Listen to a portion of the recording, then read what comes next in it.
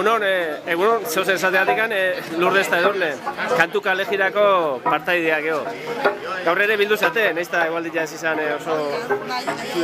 Urteloko iturez egituz, aurten ere Santa Cruzetan, oain ateabea amabitan, gaur aldatu beharko dugu gure programa dala pizkat kaleetikan, kalea girotzea, gaur aterrune gehiatu behar ditugu, eta ikusi aterpek edo tabernak.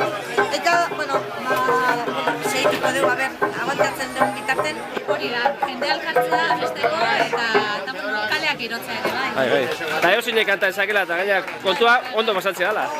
Kartirago eskala profesionalak. Eta ez degula ere koru bat, andoainen badaude koru, eta ez gurea da kalea pixka bat, eta euskera zabaldu, pixka bat girotu. Urtero jende berria gaude betikoak alde batetikan, zeia, taldea nahiko eratuta dago, baina beti ere jende berria urtero. Kantarien talderare, zuen txalaparte hozin egueratara mulatzen dela?